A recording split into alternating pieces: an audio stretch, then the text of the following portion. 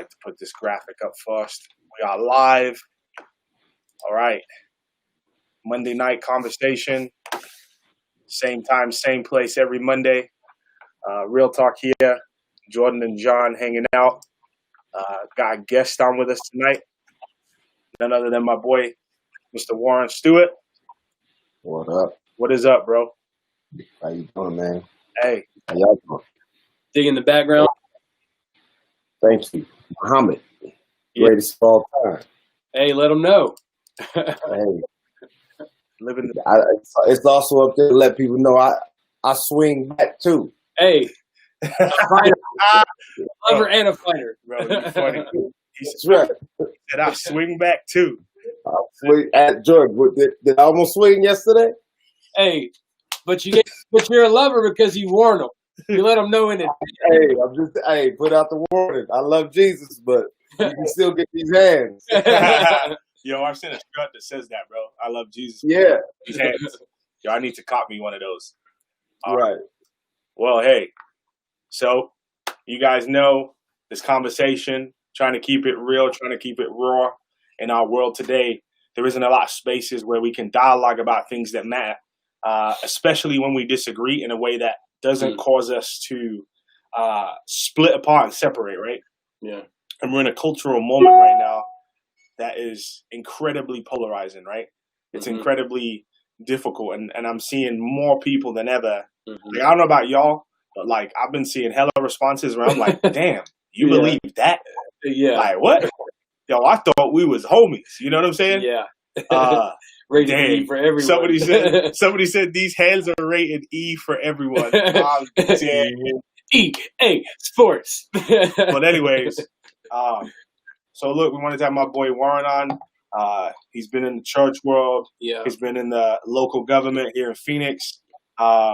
Obviously a black man, educated. Rich heritage. Yeah, rich heritage.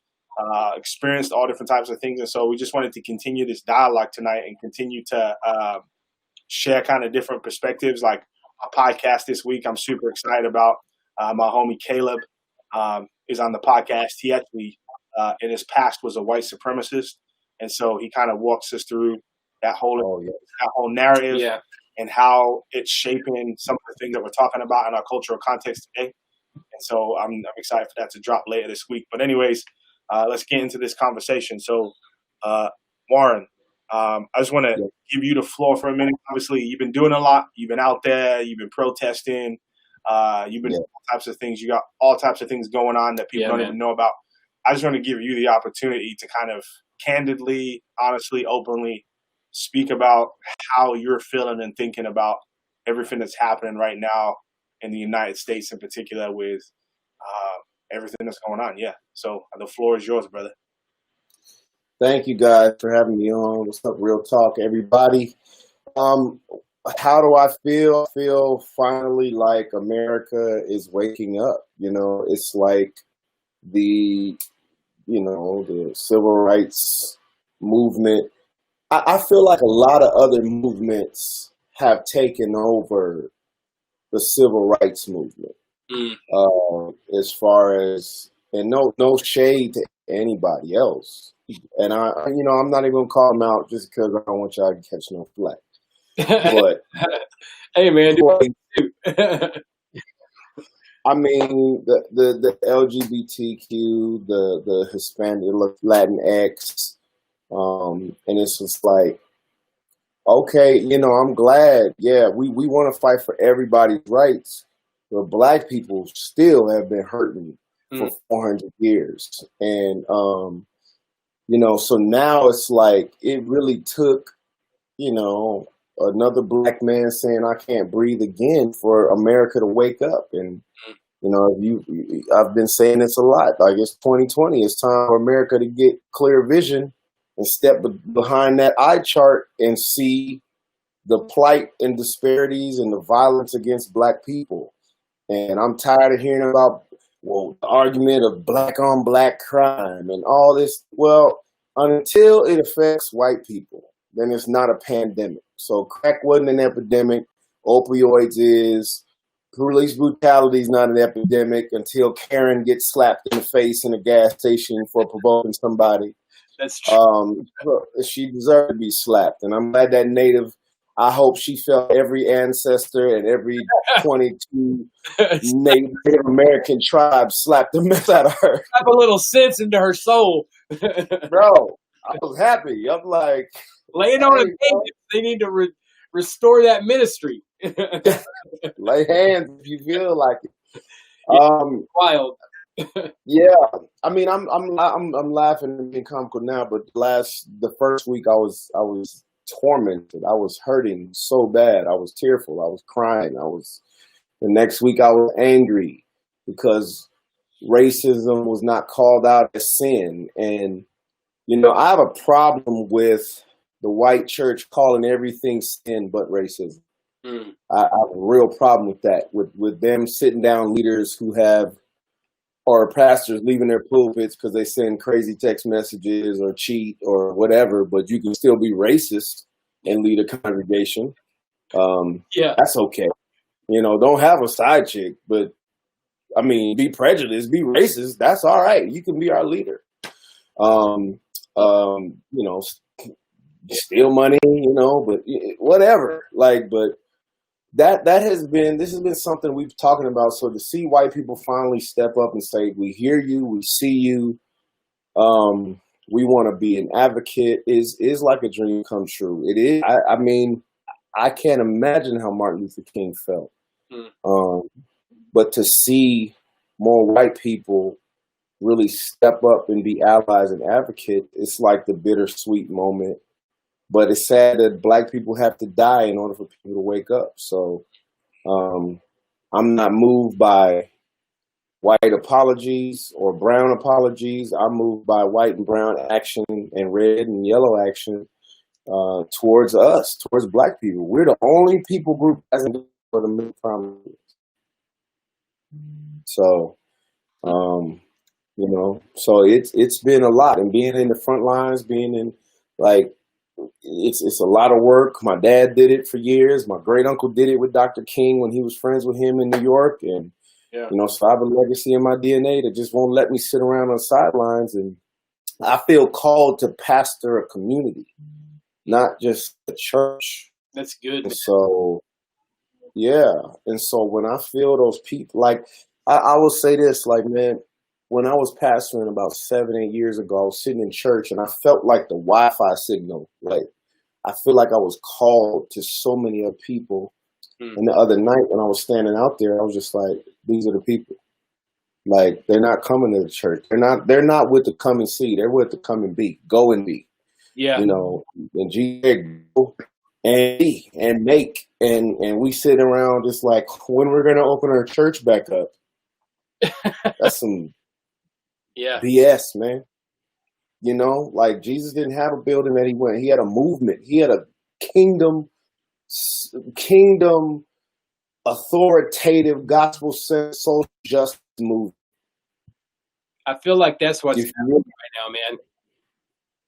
I was seeing video of you the other day on your social, and you were speaking to this crowd, and I just saw and some of the things that you were saying were just on point. I mean, obviously concerning things that are happening right now in our communities, but also just concerning gospel message stuff, man. And I could tell people, it was crazy. They were listening to you. And I saw that dynamic that you were talking about. And I think that, things like, if you read a lot of Christian commentary, like things from Barna, they come up with these terms, to describe the people who have left the church. What do they call them? Like the outsiders or the nones. They have, they call them something like that. And the nuns, the nuns. Not nuns, serving in a Catholic monastery, but in E, right? And so, he said nuns. Isn't that the American way to say it? Yeah, that's probably better. But my point is, correct way. Yeah. English. But my point is, those people have kind of gotten fed up with seeing the establishment church not respond to social issues. And so it's not like they don't have some kind of gospel impulse or gospel passion. It's that they haven't found a home in what you might call, I don't know any other phrase, but this is what I keep hearing, the white evangelical church. I've been making the distinction. It's not just the white evangelical church. It's like the rich white evangelical church, Yeah. And when you read the scriptures, it tells people who are in church leadership to command those who are rich to be generous, and like it seems like those who are rich command the church, not the way the scriptures say it. And so I think seeing that, like the corporate interest or like the whatever, Republican Party's dominance of the church, and people have a hard time, man, separating their faith from their politics. And it seems like there's like this wedge being driven right now over this issue. And kind of like the way I feel it, like in the scriptures, it talks about people's blood crying out for justice, like I think it was like the blood of Cain and Abel, wasn't it? Like the Lord said his blood is crying out to me. And I kind of felt that, with Brother George, like his death is crying out for justice, and I feel like that's kind of what's happening right now. And I really saw you really in that role, man. Yeah, man. Maybe you could just speak to some of that. Like, is that what you are discerning? And how do you feel this is like, how are Christians and like faith people, like, or people who are moved by social justice, like, how can we find common ground instead of like being, no, we're liberals, or no, we're conservatives? Like, man, this is a issue. It is, man. And what you said, like, people can't separate their politics and their faith. I feel like if your politics overrides your faith, then maybe you ain't in the faith. So I was at a Surge lunch years ago, and I was like, some of y'all are more Republican than you are Christian. And I've been calling it out, and I don't care. Like, I don't get a check from people, so I can say I'm free to say what I want to say. I'm nobody token, and I mean, this ain't rich work, but right. But it is fulfilling to call people out, and we don't recognize modern prophets. That's good, man. Like that's what it is. The white evangelical church doesn't recognize modern prophets. So what we'll do is reduce a prophet like Martin Luther King down to his, sexcapades or whatever. Right. Oh, well, God uses crooked sticks to draw straight lines. You never would have been able to stand before fallen people, crooked or not, and say, I have a dream. Because you're not prophetic. You got to read a book to see if the Spirit even exists for you to be led by his Spirit. So Black people innately just hear from the Spirit. What else do we have? We don't have money. We have faith. Like, so God uses a modern day prophet to call to pastor America. That's good. That's what he was trying to give the kingdom view of what God really wanted without really using scripture in a public setting. But he was still preaching the kingdom. Like, when you have kingdom eyes and kingdom ears, you hear what the Spirit says. That's why Jesus says, he who has a ear, let him hear what the Spirit says. And a lot of people don't have spiritual eyes and spiritual ears. And that's the problem with America. That's why we see Republicans, Democrats, and Black race, white race. That's why I always go back to the Bible and say, are we a human race? Yes. Are we a chosen race? And are we all priests? And do we all have the same rank? Are we all made in the image of God? But because people adhere to the Constitution and the racism that is in the fibers of the Constitution, believing that Black people were 3/5 human, they treat us as that. Because sometimes the Constitution really is their sole book of authority and gives them, and that's what they look at. Not scripture, because if you read the scripture, he sides with the oppressed, he sides with the marginalized and the poor and the widow and the orphan, everybody who is not Republican, basically. And I'm not saying Democrats help us either, because what have they really done for us? So I'm an independent, not just politically, but independent from whitewashed Christianity and whitewashed versions of our Black leaders. So, hey, a couple of questions came in. I want to jump into these. Somebody said, what actions are you wanting other than stepping up and saying that there is a problem? So what actions are you wanting from people other than stepping up and saying there's a problem? Like, what would you want to see? I want to see you come out to a protest.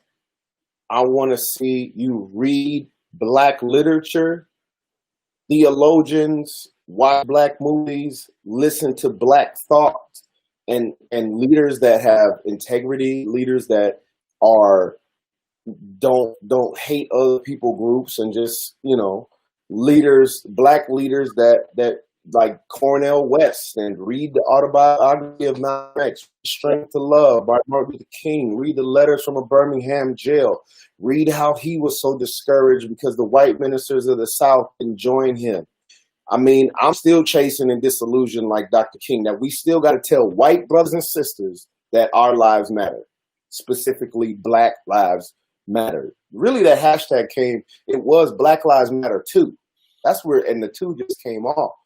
But so how could you get involved? Yeah, do that. Fund organizations that help forward social justice, organizations with integrity. Do not fund the Black Lives Matter Phoenix Metro here. And yeah, I can say that because the leadership is corrupt. They are not an official Black Lives Matter. And so those are just a few things you can do to educate yourself. Start there, and then start having conversations. Like, invite your white friends over to watch the 13th, or Nat Turner, The Birth of a Nation. Higher learning. I mean, I'll go old school. Like, Boys in the Hood. Like, there's there's so many gems even in Boys in the Hood. Like, about gentrification. Here's the thing, and if that's a white person who asked that, or Hispanic, I know it's not a Black person, don't love Black culture and don't love Black people, and not love Black people. Mm-hmm. Like 70% of hip hop sales come from white people, but do you want to be Black? Do you want the Black experience, or you just want the Black culture? Man. I mean, police officers can take off uniforms. We can't take off melanin. I mean, I guess you can if you got enough money. Ask Sammy Sosa, but kids off. That's the only one I really like. Yeah, bro. Somebody said, who are some good Black theologians? James Cone. Shoot, he's one of my favorites. You say Cornel West is a theologian? Cornel, I believe Cornel West is. J.D. Otis Roberts. Him and dialogue back and forth a lot. W.B. Is he W.E. Oh, yeah. There's another guy. I can't think of his name right now. Man, it'll come to me out of his book. Oh, Carl Ellis. Okay. Carl Ellis. And here's the thing about Black theologians. They don't get the popularity that white theologians get. Like, I sat under Dr. Wayne Grudem, and he's one of the top theologians and I challenged him on whiteness, and all the people at Phoenix Seminary, I challenged them. Like, here's the thing, whoever asked that question, immerse yourself in Black culture. Like, move in like Jesus did. Move into the hood and see what it's like. I got a white friend, moved into South Phoenix. He wanted to plant a church out here, took a run, and they ran after him. You can't jog in South Phoenix and be safe all the time, and they ran after him. He moved away. He changed his house, but he didn't leave South Phoenix all the way, but he has his businesses out here and stuff now. Good friend of mine, bringing me in to train his foster homes.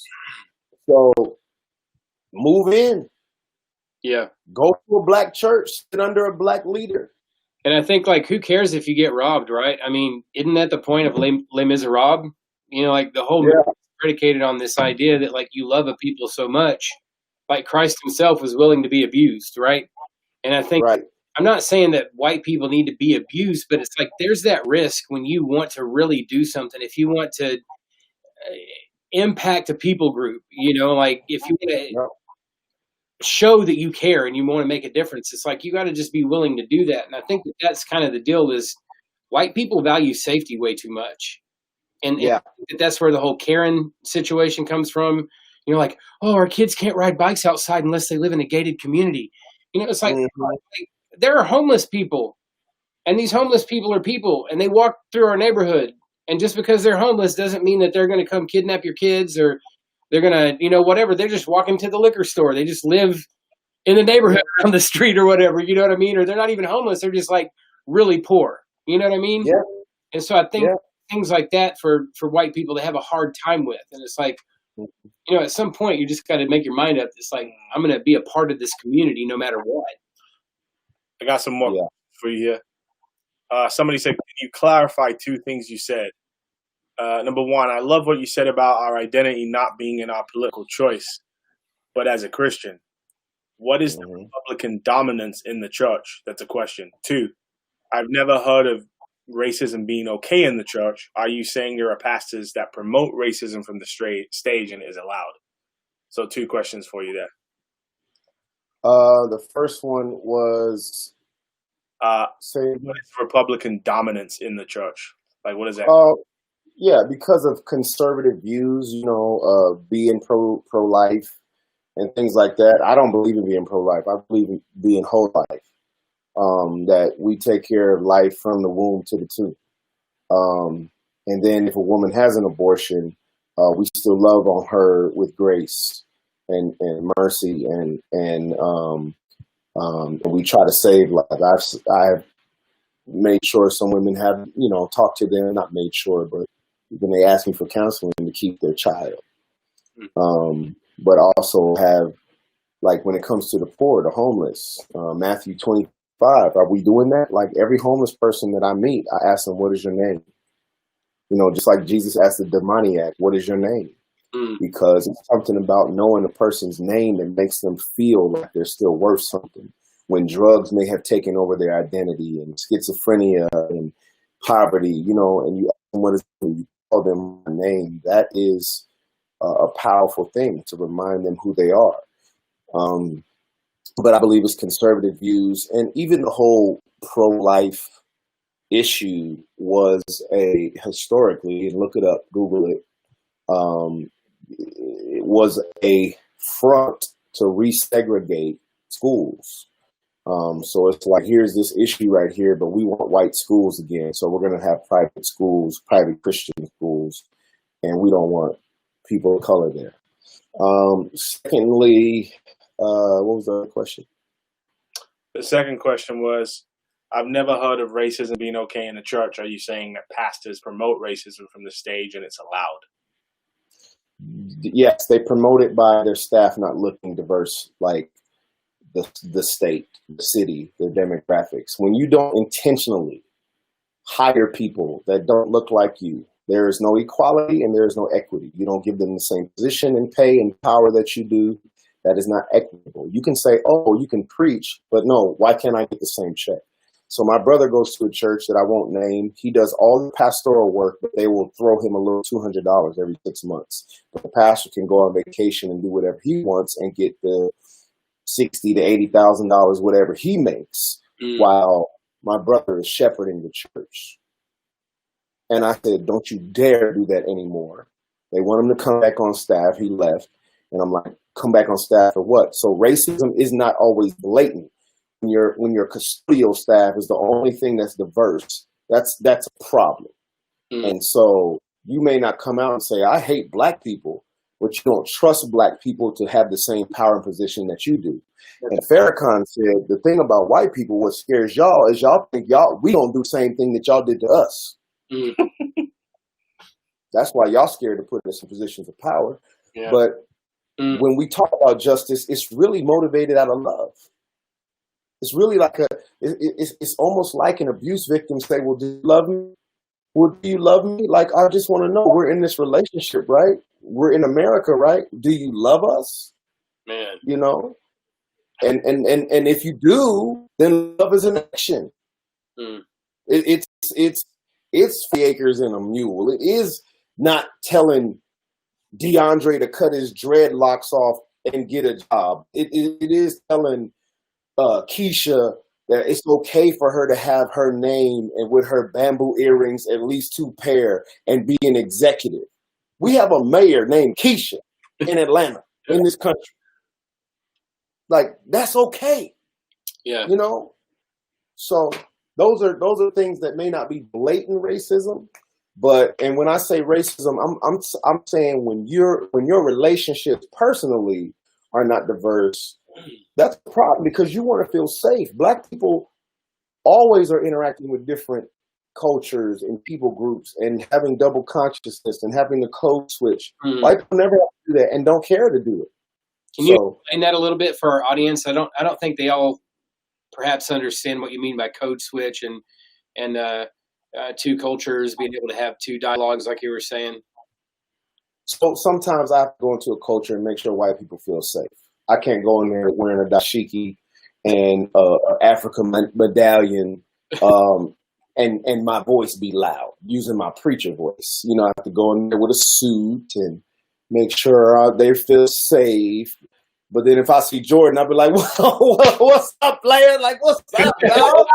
You know, that's code switching. So, but Gotcha. That's just, I would say something else, but I don't know right yet. He knows what I mean. You don't know. That's dope. More questions for you because they keep coming in. From the administration, what policy changes and steps should be taken to make this better for the Black community? Defund the police. Okay. And what do you take the money from the police department? The money, there's so much more money for our city budget goes to militarizing the police. Yep. Instead of giving education dollars to our children, which in turn, if they don't have good education, they build private prisons based off their reading scores. So when you start defunding those organizations or those sects in society that make us feel safe or other people feel safe, I'm not saying get rid of the police, but you can if we stop normalizing murder and crime. I mean, Canada, when I was there in 2005, they told me in Toronto they had three murders all year. Like, we probably had 3 murders in the last hour or 30 minutes. Yeah. So wait, something profound, bro. You said they build private prisons based on reading scores? Yes. Okay. Bro. So because the science is, and there's so many studies on this, and so Arizona is for the private prison industry, meaning people come here to build prisons because it's still slave labor. Yep. That's what the 13th Amendment is about. Slavery was not abolished; it was just hidden. Yep. Prison, private prisons. So. Who's making your license plate? Like, we used to make fun of that. Who's making the clothes? Most of the clothes and stuff that we wear, prisoners are making all that stuff. Yeah. People don't know that. And so if a child cannot read, they make sure, they won't be a literate citizen. They'll lead a life of crime. They'll be in poverty, and we'll lock them up and get free labor out of them. Remember that movie Life with Eddie Murphy and Martin Lawrence? Yep. That's a great example of the private prison industry. These people who did not commit this murder, but spent life in jail till they escaped, but their life was over. Yeah. And petty crimes for marijuana possession. How many people on this line, how many students have marijuana on them? Right. But if you were Black, it's a different story. If you're brown, and there's more men that feel the prison system, Black and brown men, than there are colleges. So, and then if you're in the foster care system, you are 75% likely to go to prison. I think that's the statistic. I may be wrong. Yeah, I think it's like within the first 2 years, you're either going to end up trafficked or in jail once you transition out of the system. Yeah. Within the first 2 years. It's And really here, crazy too, because whenever we criticize other countries, you know, like Russia, and they had their camps or whatever, you know, and the Chinese and how they handle theirs. I mean, it's kind of similar to what you're saying with our prison system. People are profiting off of whatever you want to call it, the societal sins of people or whatever. And like, I get it. People need to pay their debts to society. But in the your debts to society, what are the ripple effects? Like my dad was locked up when I was a kid, and he was labeled a habitual criminal, and he did things that he had to do to take care of our family. You know, say what you will, but the ripple was my dad was removed from my life. You know, that put me into a certain situation where it was like we see these young kids, and like for me, like I was a poor white, but to be honest, a lot of the people that were in the situation that I was in were people of color, and those are the people that I grew up around. So I know what you're saying. You know, it's like preparing people to be products of some sort of system. You know what I mean? And that's really what's sad about it. Like, we're talking about people here, man. Yeah. We are. But here's the thing. So what does the scripture say about that? Or pure religion is taking care of widows and orphans. What if the church actually fostered these kids and adopted them? Would they go to jail? Probably not. If they had a loving home. Yeah, man. What would happen if Acts 2, if we gave away our wealth, the extra stuff we had, so that people who were in need had no lack? Maybe God would add to the church daily. Maybe people would feel a sense of awe in their community. Yeah. Maybe people would continue in the apostles' teaching and breaking of bread and prayer. Maybe if we just did God's word, the world. And here's the thing, because I've worked in the church and in the government, when the government has lost all solutions, this government that I've assisted has turned to the church for help. Foster care, the opioid epidemic, they have turned to the church. Prison reform, except for prison reform, because that's where they make their most money. Yeah, they ain't asking us to stop people from going to jail. Yeah, because we want safety, you know. And that's like antithetical to what America is supposed to be. You know, it's interesting. I think I heard someone recently say, like, we were America. You know, obviously those who came over here, it was like they were seeking freedom while at the same time enslaving men. It's crazy. Just that whole conundrum. That is a conundrum. Yeah. Land of the free. And we're still doing that to people. Like, free for who? Free for those who have. Free for those with wealth. Free for those who empower. Who is that historically been? White people. You said it. Hey, so someone said, so asking someone to dress and act professionally in the workplace is racist, ? No, I didn't say that. We talked about code switching. What is professional? Is my dashiki not professional? It's a good question. What makes Who's determining that? What is professionalism? Let me just tell you why we dress up on Sundays, or at least black people, because that's they dressed up slaves on Sunday, so they look presentable to white people, so that they could buy them. Mic drop. Tell me what attire looks like. Yeah. Man, that's good. Black people in Africa weren't wearing suits.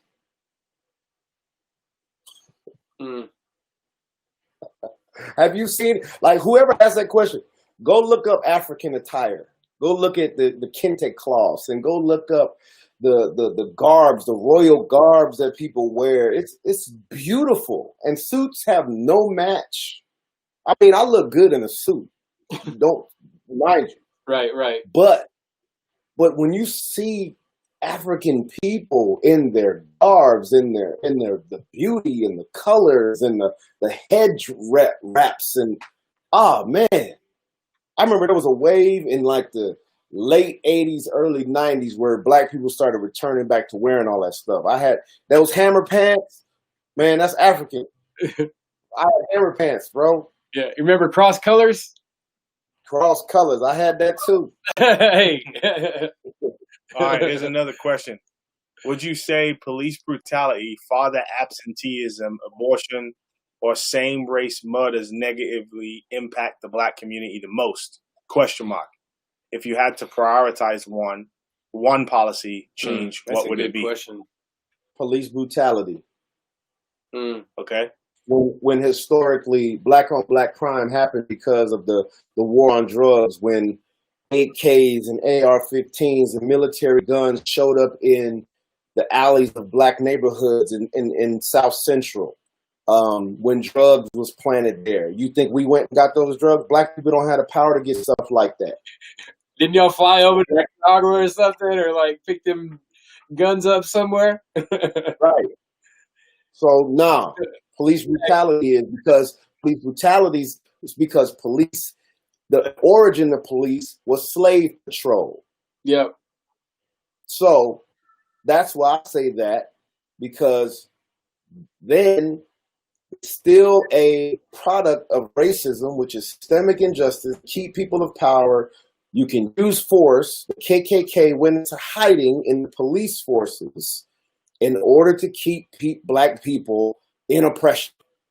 So if I can arrest you, you don't have an opportunity for education. If I can plant drugs on you as a police officer, then you don't have an opportunity to vote. You don't have an opportunity to have kids. And then there's the anger in the community that through gentrification and redlining, where black people couldn't live in certain areas, which is why some of you who are listening, have you ever been to the South Side? No, I'm sure you have not, but you should come and visit. Yeah. And see how scared you are. We have the same 300, 400,000 houses that Scottsdale has. But here's the thing. It wasn't always like that. It was run down purposely because of gentrification. And so when you run education down, when you infiltrate a neighborhood with drugs and guns, will people turn on each other? When you don't have the opportunities to make wealth like other people had generational wealth, when you argue over if you're going to get a BMW or a Mercedes for your graduation, or a Kia or a Honda, I don't care. But when black people and brown people are riding a bus or driving trucks, or 10 people live in the same house, these are the results of systemic injustice. So I picked one, but I wanted to give you some more history. And it's all in love. If you think I'm an angry black man, I'm not angry. I'm just being honest.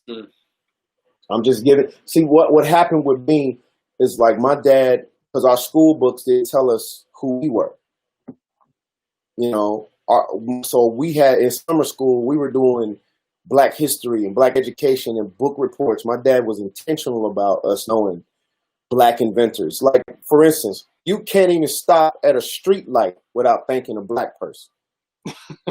Super soaker, cell phone, caller ID, gas mask, ironing board, high heel shoe, the filament in the light bulb. Thank you, black people. We made America great. Right. And I so think if you want to make America great again, then let us be who we are. Yep. Innovators. We weren't slaves. We were engineers and creatives and innovators and royalty, kings and scholars and mathematicians. Like, go back and look at Egypt. Why do you think they try to whitewash our history? Because they don't want y'all to know. Why do you think they blew the noses off the Sphinx? Look at all these big monuments in the world that have these big wide noses and black features. It lets you know that we've been here, been doing this. We not new to this, we true to this. It's just that when you oppress people long enough and you beat them in subjection through slave masters or the police, you start to say, well, maybe I don't want to be fully black. Maybe I don't want to exercise my blackness because I may die going to get some Skittles. That's real, man. So I think as I have this conversation, I think one of the things that can happen is our brothers and sisters who are not black, obviously white in particular, could maybe feel like we're calling them out as individuals, right? Perhaps we're specifically talking about them as we talk about these issues. Why do you think that is? And then maybe what are some ways that as you've engaged with people, obviously white brothers and sisters, what are some fruitful ways that you found engaging them in these conversations that actually brings like understanding and more relationship and different things of that nature? Like, where are you at in terms of that? Well, the first thing is when I'm wrong and somebody tells me I'm wrong, I feel it. And I can try to deny it, but I'll be like, dang, you're right. That is me. I am wrong. I do need to change something. Or if I'm feeling like I need to be defensive, for what? What are you defending? Now, if it's a just cause, that's fine. That's a good definition. Yeah. What are you defending? Your whiteness, your Republicanness, your blackness, or are you defending that people are made in the image of God? And you know what? I have not done my best at understanding and feeling the pain of the oppressed like Jesus felt the pain of us living in sin and wanting to do something about it. So he put his life on the line so that others would live. Yeah. That's what Christians, disciples, are called to do. So when I have these conversations, it's either I lose friends or I gain brothers and sisters. Yeah. So no in between. And people start checking themselves. But here's the reality, Jordan, is that I can have these conversations 5 years from now and people think they got it and think they dealt with some racism and prejudice in their life and see stuff like George Floyd and Deion Johnson and Breonna Taylor and be like, dang, I thought I got it, but I missed it. I haven't been doing enough. Those are my brothers and sisters, not people who deny facts. Yeah. I think there's some people waking up to that, man. Like you said at the beginning, you feel like you're seeing people wake up. I think that's true, but I think it's like, what is it they're waking up to? Like their own lack of response, or they waking up to like their need to respond? So it's like, if you realize you haven't, how are you going to respond? You know what I mean? Are you just going to kind of like hide that under the rug, or are you going to come out and be like, yo, I need to learn here. I need to be kind of directed. And I think that's the problem sometimes with white people, especially when it comes to positions of leadership. We were talking about this at the rally that was being organized. Like it was just very clear that at that first rally that there was this idea that the church was just trying to calm people down, just calm down, let's calm people down. It's like, no, standing up and say, hey, end racism.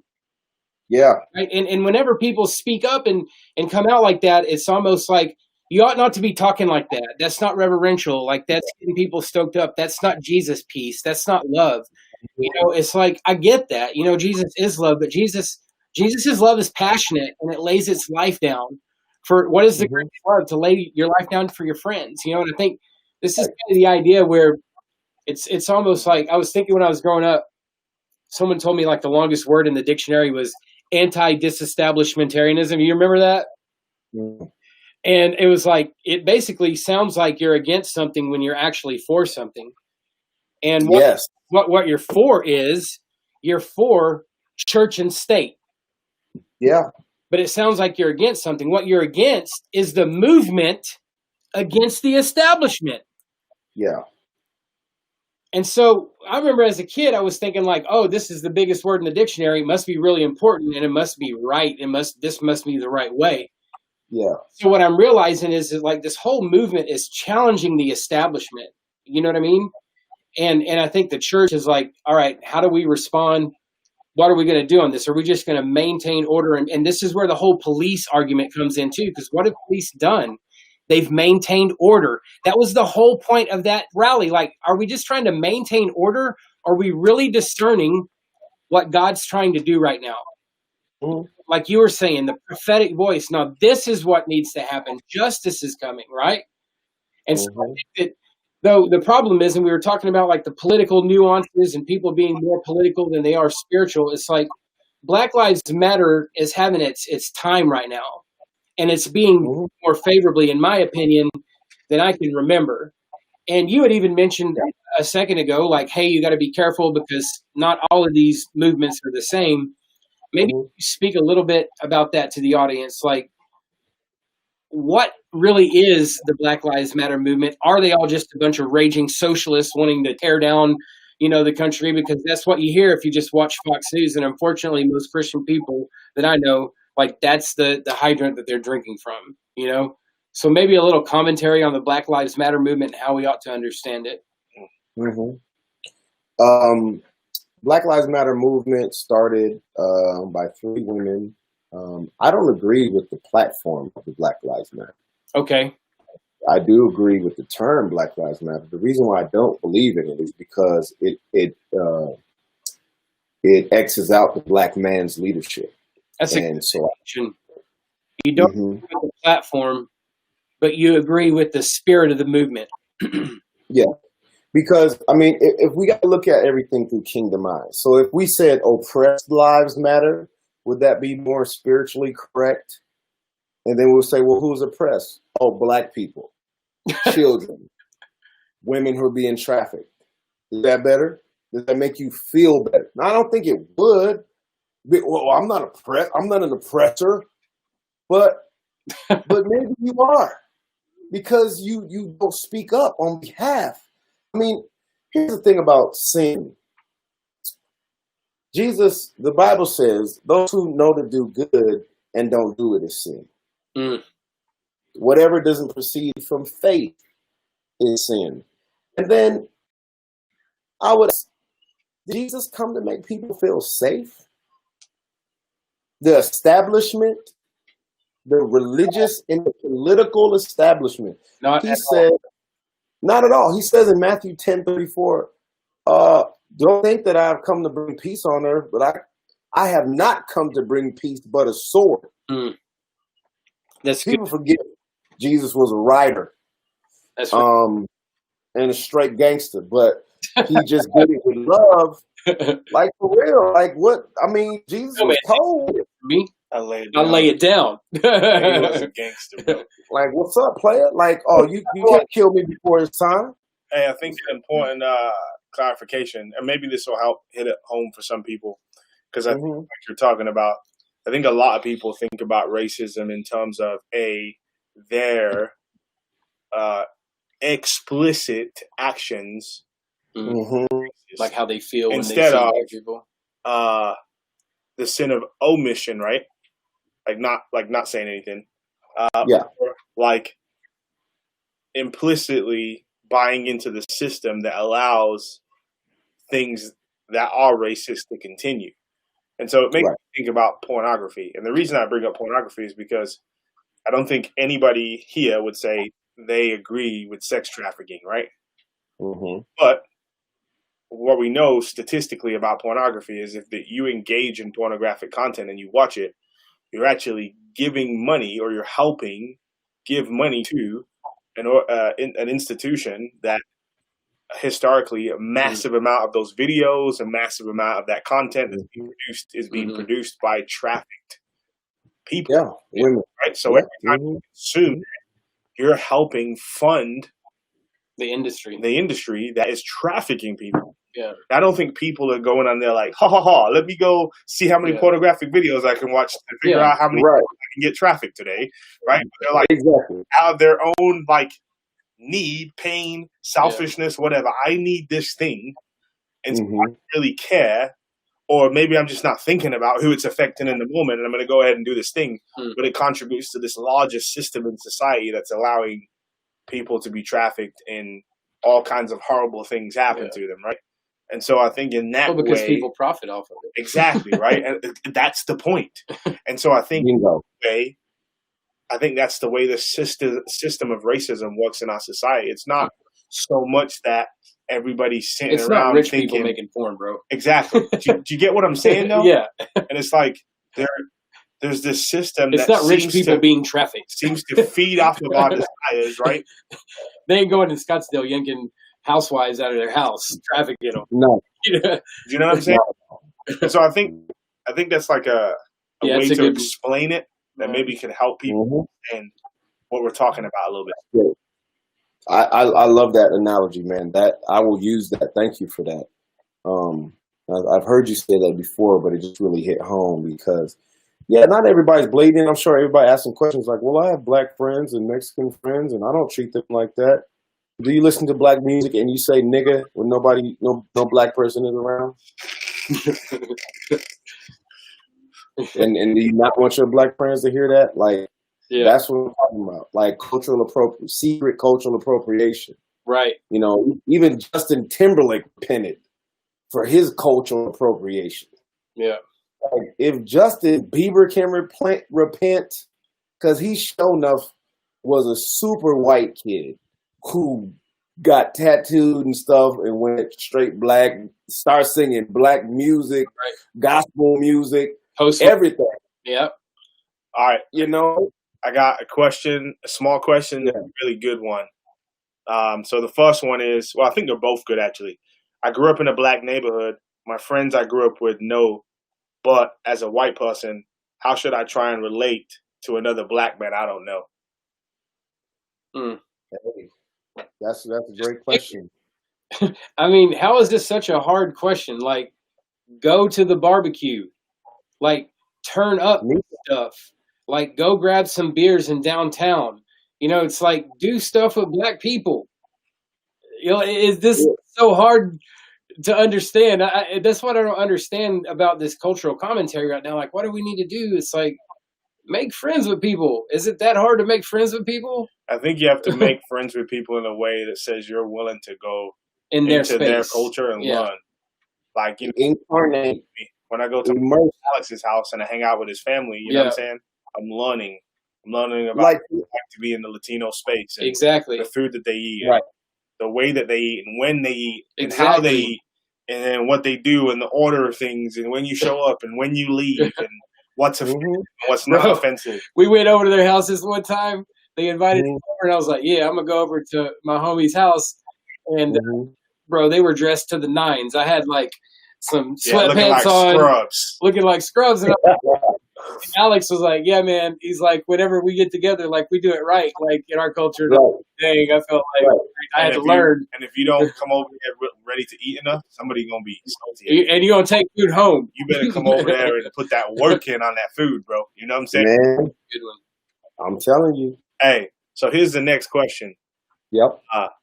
If you are an oppressor for not speaking up on this movement, would you also be an oppressor for not speaking up on every and any Christ-based movement or acting in the sin of omission? So your comment about pornography, if we weren't actively protesting that, etc., then are we all living in the sin of omission? I think we should all stand for justice. I'm just wondering, where is the line when it comes to the sin of omission? It's a good question. Layla McElwait's leading this charge against it right now. And I think here's the reality, right? What I fundamentally understand is I can't emotionally be about everything. So there's certain things that I don't engage in, not because I don't care about them, but because I know I don't have the capacity to do anything about it. True. Right? Yeah. So I can't be about everything. Although I do think there are cultural moments like this one where it does become reasonable for me to speak up on a particular issue, right? So, like, I may not be, like, totally sold out to things happening in a particular way, but there may be an opportunity for me to speak up and engage in that issue for a moment as a Christian, right? Proclaim the gospel, do what needs to be done, and then there may be something that I'm more focused on in my life. You know what I'm saying? Like, for me, obviously, the issue of racism is, personally for me, is more of an issue than abortion on a personal level. Do you get what I'm saying? So I'm more engaged in that than I am in the issue of abortion. But that doesn't mean, like, you know, there was a girl that was a part of our youth group that was having a baby, and she had asked us if we would take the child. You know what I'm saying? Wow. This opportunity fell into our hands, and we were like, well, if it comes down to that, we're going to do it. You know what I'm saying?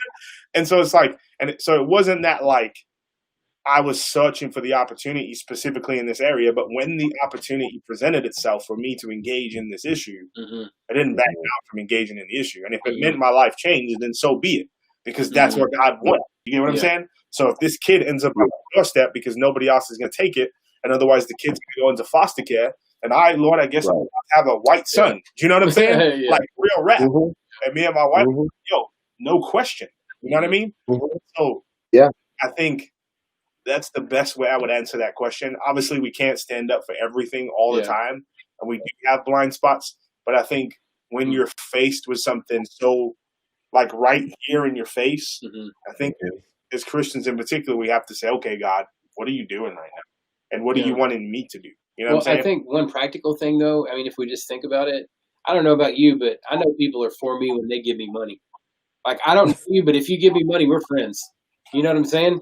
And so I think a practical way that you can do is you can put your money into stuff, or you can take your money away from stuff. And so, for instance, take your money away from pornography, give it to other organizations, check your stock market, check the stocks you're invested in. Maybe I'm not subscribing to any pornography, but okay, that's fine. And that's a moral issue. I'm not here to beat on anybody about that. What I'm saying is practically. And don't be like, well, I watch the free stuff, so I don't pay for it and I don't have to take my money. Yeah. Like that's the case. Nobody on that. You know what I'm saying? I'm just saying, like, I've had my issues personally with it. You know what I mean? And I'm not talking about the moral issues here. I'm not trying to beat up on pornography for the morality aspect of it. I mean, as a man, I'll be honest with you, I've struggled with issues of lust in my life, my whole life. All right. And so, but it is sad that we do have an industry that profits off of this vice in humanity. And so morality aside, I think if you check the things you're invested in, maybe if there's media groups that promote pornography, that somehow your 401ks are ranked, like the time to be, it's like people that are upset right now are like, man, can't we keep being stupid? Like, why do you make me learn? Like, why I got to learn? And why I got to go, like, change up how I'm investing my money? Because that's what justice is. That's what justice is, right? And so you got to be thoughtful if you're going to be a person who enacts justice. The time for thoughtfulness is here, right? That you said we were asleep and we're awake now. And what's the point of being awake? You're alert. You're paying attention. You're learning. You're observing. And I think that's the thing, like for white people, it's not our black brothers and sisters' responsibility who have been away for a long time to explain to us how to not oppress them. It's like ridiculous. Like, read the freaking Bible, first of all, you know what I mean? And like separate the politics from that if you call yourself a Christian. But I think that's the thing, man. It's just like calling that stuff out, being more vocal on it. I think that's the time we're in right now. Yeah. So what if I was your enemy and we went at it and Jordan said, I want to make sure that you guys aren't enemies anymore. And I'm going to help you all mutually understand that you need each other and you guys are family.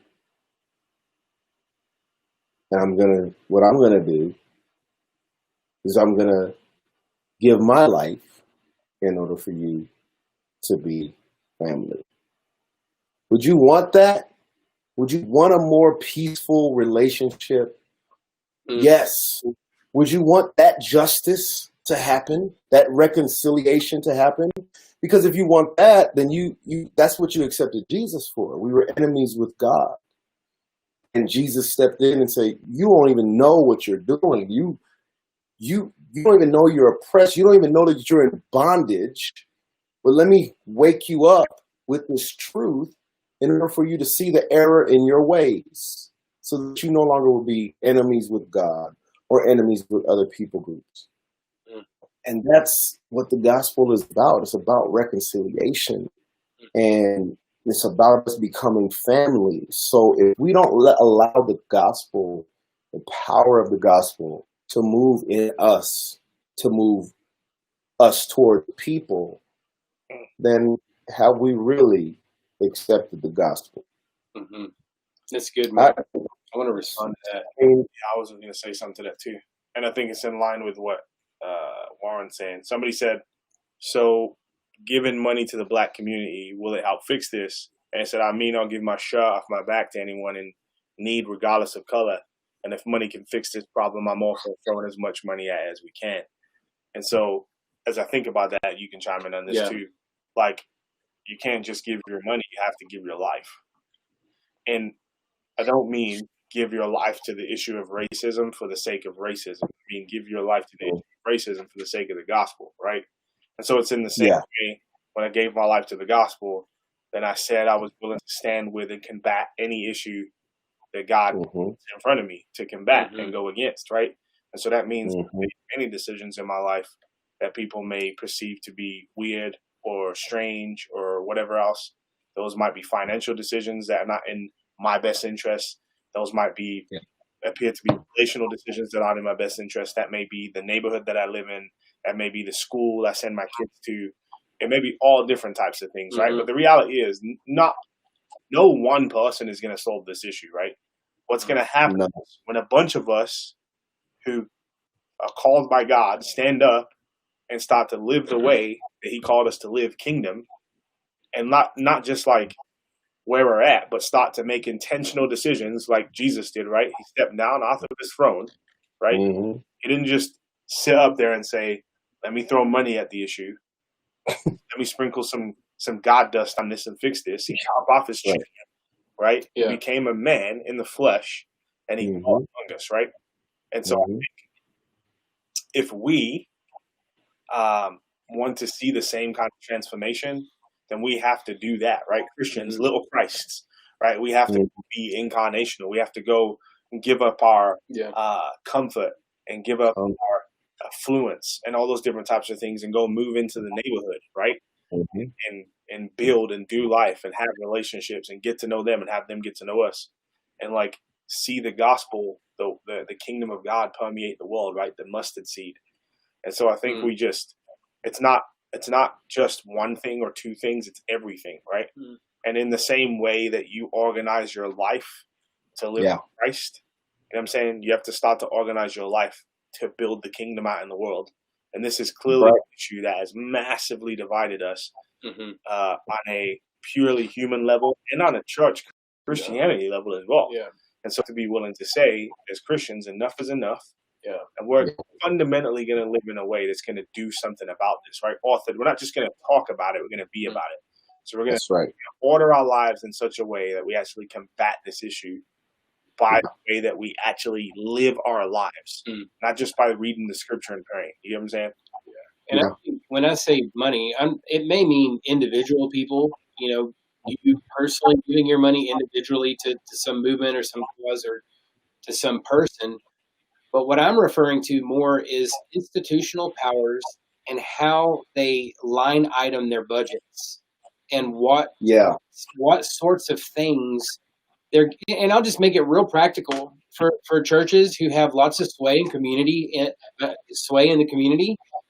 budgets, and they're considering how to allocate those budgets. They ought to be thinking about communities of color. And I'll just be real with you. There's a lot of outreach. I mean, as an organization that is rooted in student outreach, our CEO is a black man. You know, we've seen this personally, and that as we engage with churches around the valley, there's a lot of emphasis and a lot of focuses on the schools that are in affluent areas, right? Yeah. And so it's kind of easier to get funding or for people like, for instance, I feel like what we're doing is mission work in the valley, right? It is. It's been hard as hell to get the church to see what we're doing in that regard, unless we're doing some sort of thing on a campus somewhere that's related to their church and their ministry, and their kids are able to somehow go to that school, talk to the kids there, and assimilate them back into their church, right?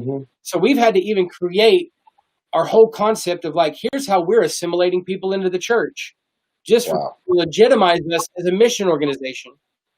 Because it's not good enough just for us to go on campus and talk to kids point blank period about Jesus. We have to somehow show how it filters right back into your church, and those people become your people. See? So that's the whole point. It's like This is the whole point. The church is about owning people. Yeah. It's slavery. Yep. You don't own these people. Jesus owns those people. And if Jesus calls those people to go do something outside of your church, they should have the freedom to do that. But, don't leave the plantation. Right? And that's my whole point. The whole system, it's like they talk about trickle-down economics, right? Mm-hmm. Trickle-down slavery into the institutions, right down into the church. Right? And I mean, people KKK is a Christian organization. Totally get that. Go ahead. Right. No, that's so good, because the KKK was a Christian organization. I mean, imagine. I don't know. If the Black Panthers did what the Klan did, we wouldn't exist. Black people would have been annihilated. Yeah. I mean, like we burned crosses. Like they did in Oklahoma, or wherever in Oklahoma when the Black community started to rise up, the Black Wall Street. Aren't they making like a documentary on that? Yeah, LeBron is getting behind it. Yeah, LeBron apparently is getting behind it. Yeah. Yeah, I was looking at a list of riots that have happened, and man, there's so many riots that throughout the night, probably from the 1920s all the way up to like 1970, right around there, maybe even 1980. I'm not sure. Just so many instances where whites specifically went into Black neighborhoods and decimated them because they felt like they were advancing too quickly. Mm-hmm. And so, yeah, it's just, it's a lot, man. Okay. Let me see if I got maybe one more question for you.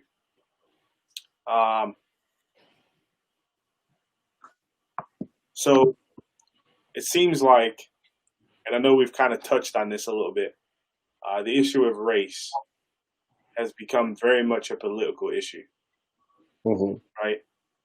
And so, for friends that we have that would be listening, I mean, I've had tons of conversations with people, and it very much seems to be a political issue. It very much seems to become Democrat, Republican, or policy. And not saying that I don't think politics needs to be a part of this, because I think it does. I think it's an outworking of kingdom, the context that we live in. Mm-hmm. Why do you think race has been made such a political issue? And how can we do a better job of talking about it in a way that doesn't make it political? See, I don't think it's a political issue. I think it's a spiritual issue. Mm. And the world made it political because that's what the enemy does. So if Revelation tells us that all tribes, nations, and tongues will be surrounded by the throne of God, why don't we reverse engineer scripture and just start with the end in mind and start everything like that? Be intentional about it. I mean, Jesus called his disciples to himself, people that were so diverse. Yeah. Economically, their trades. I mean, he had doctors, tax collectors, women, prostitutes following him. Like, I mean, I like Cardi B and Snoop would be following him. You know what I'm saying? It's like, what up, Jesus? Ow. That she would have been definitely a part of his crew. and I'm just like, the enemy knows how to use politics. First of all, politics is in everything. And like the Matrix, ignorance is bliss. When you choose to stay ignorant about spiritual things, you can be ignorant about political things. So our identity is in Christ. It is not in Republicans. It's not in donkeys and elephants. It's in the Lamb. It's in the Lion. So if we're going to choose in party, let's choose the Lion and the Lamb that will sit together in peace in the book of Revelation. There will be no more pain. So all I'm saying is I don't think people see it through spiritual eyes, because everything that manifests naturally has already happened spiritually.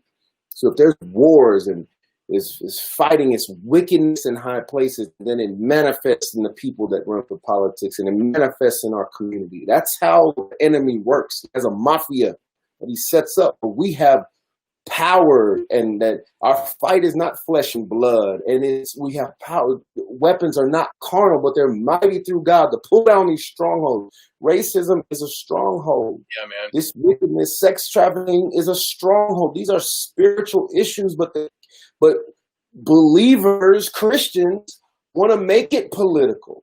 This is all spirit. And until you can elevate your mind and thinking and the mind of Christ, that's why Jesus didn't get moved. He was not anxious about people killing him. He was not anxious because they wanted to overthrow him. And the reason why they killed him, because he was not political. He didn't overthrow the Roman government. I agree. He didn't adhere to their politics and their religious politics. And because he came with the kingdom and governmental authority, it kept saying, who is this man? And when you have, and when you keep looking at issues and say, well, why are they fighting? You don't have spiritual eyes, spiritual ears. Like he who has an ear, she who has an ear, hear what the Spirit's saying. Don't hear what Trump is saying. Don't hear what CNN and Fox is saying and Black Lives Matter is saying. Hear what the Spirit says. And if you think God is not going to say Black Lives Matter, then you are a part of the problem. I bet you God will say Black Lives Matter. He will say children's lives matter. He won't just say all lives matter until they really matter. That's because he made everybody in his image after his likeness, not after whiteness. So would you say that this is a move of the Spirit that we're seeing happen culturally? That's kind of how I feel, man. It's like this movement towards justice and towards things just being made right. To me, it feels like God. And what's interesting to me is that there's many who name the name of Christ who are Christians who are like kind of like not sure about that. But that's the situation where society is in. They're looking at the church and they're like, are you kidding me right now? You can't tell that this is like they may not call it a spiritual thing, right? They may not call it a God thing, but there's a spirit that's capturing the world right now.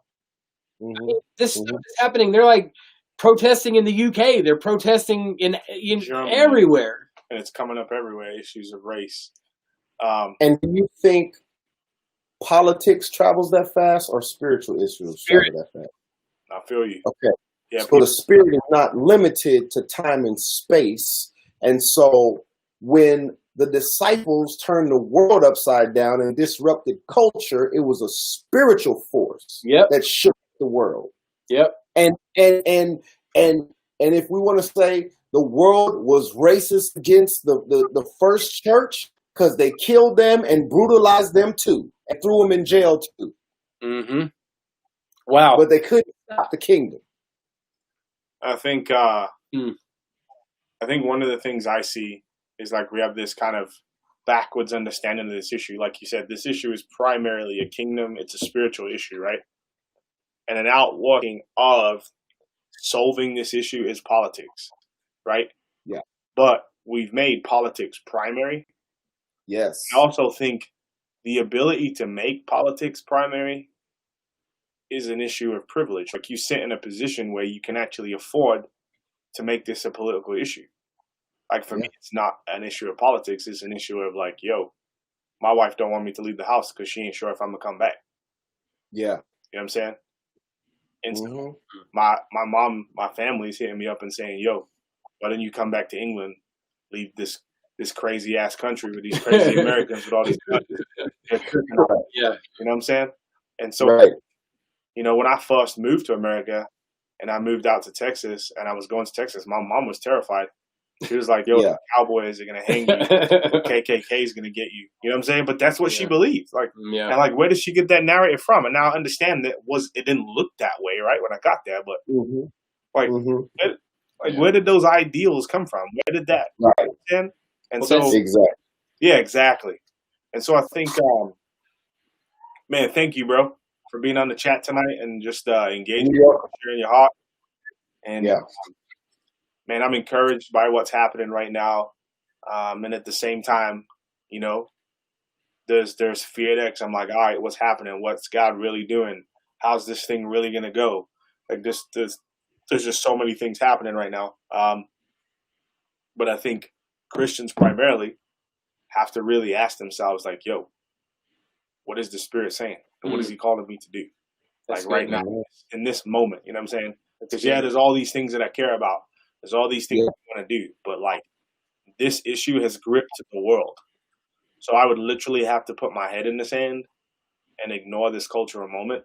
You know what I'm saying? And ultimately, I think you'd have to just ignore God. You know what I'm saying? Mm-hmm. Like he's doing something in the midst of this. And so the question then becomes, are we going to be paying attention or are we not? You know what I'm saying? And in 20, 30, 40, 50 years' time, what are people going to be saying about us? You know what I'm saying? Because this is a moment that this is a moment that will be talked about in the history books in the future. Yes. You know what I'm saying? The world is literally on its head right now. COVID, yeah. They renamed the street in front of the White House. Yeah, renaming the street in front of the White, like bro. When I saw that, I was like, crazy stuff is happening right now. You know what I'm saying? Like stuff that I never thought would ever happen. Stuff I didn't even imagine. They turned all the way up. You know what I'm She's saying? like, I'm about to change the name of the street. So, anyways, thank you, bro. You're welcome, man. Thank you guys for all the work that you guys are doing. All young people, God bless y'all. Holla at me. All right, man. All right, everybody. We will talk to you guys soon. This is the Monday Night Conversation. Obviously, we want to continue to dialogue with us. Hit us up. You know how to get at us. We love you guys, and we will talk to you soon. Go enjoy some dinner. Peace.